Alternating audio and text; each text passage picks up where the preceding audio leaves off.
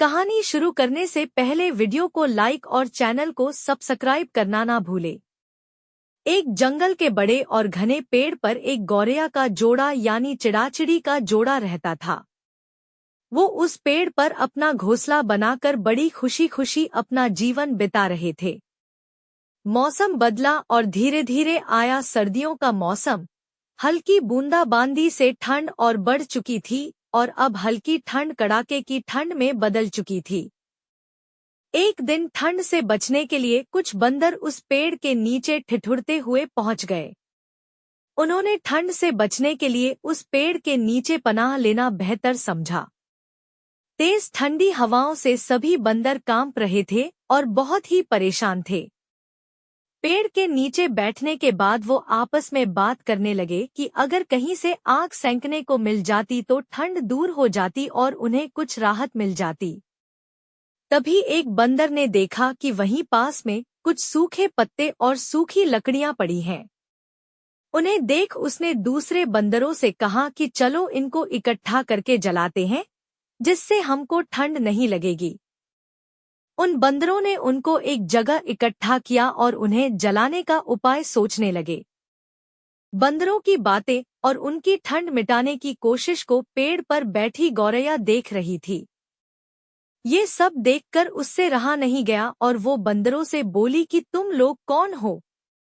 देखने में तो तुम आदमियों की तरह लग रहे हो, हाथ पैर भी हैं। तुम अपना घर बनाकर क्यों नहीं रहते? गौरैया की बात सुनकर ठंड से कांप रहे बंदर गुस्से में बोले, तुम अपने काम से काम रखो, हमारे बीच में बोलने की और सलाह देने की कोई जरूरत नहीं। ये कहकर वो आग जलाने के बारे में सोचने लगे और इतने में बंदरों की नजर जुगनू पर पड़ी। वो बोला कि ऊपर हवा में चिंगारी है, इसे पकड़कर आग जलाते हैं। यह सुनते ही सारे बंदर उसे पकड़ने के लिए दौड़ पड़े। चिड़िया ये सब देख फिर बोली कि अरे ये तो जुगनू है, इससे आग नहीं जलेगी। तुम लोग 2 पत्थरों को घिसकर चिंगारी निकालकर आग जला सकते हो। चिड़िया की इस सलाह को भी बंदरों ने अनसुना कर दिया। उन्होंने जुगनू को पकड़ लिया और फिर उससे आग जलाने की कोशिश करने लगे, पर वो कामयाब नहीं हो पाए और जुगनू उड़ गया।